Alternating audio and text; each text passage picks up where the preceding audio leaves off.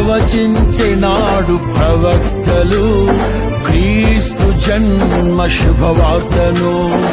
ఆశించినాడు కన్యలు ప్రభువుకు జన్మనివ్వాలని.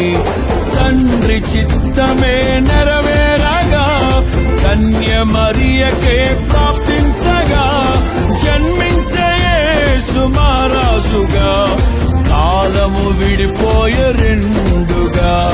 జన్మించే యేసు మహారాజుగా కాలము విడిపోయే రెండుగా. స్తుతియు మహిమ ప్రభావము ఎల్లవేళల ప్రభుకే చెందును. స్తుతియు మహిమ ప్రభావము ఎల్లవేళల ప్రభుకే చెందును. రక్షకుని జన్మస్థలమా యూదయ బెత్లెహేమా,